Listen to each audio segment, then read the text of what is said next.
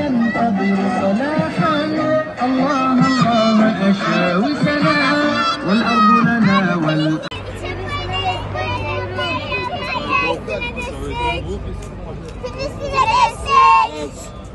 Filistin'e destek çıkmalıyız. Bayram bayram.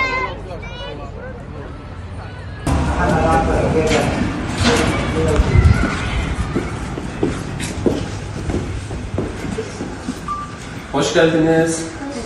Biz Filistin'deki kardeşlerimiz için kuzenimle bileklik yaptık.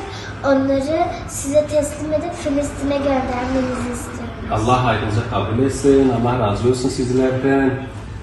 Ben de kuzenimle beraber bileklik yapıp sattık. Onu kargomumu verip Gazze'deki kardeşlerimizi göndermesini istiyoruz.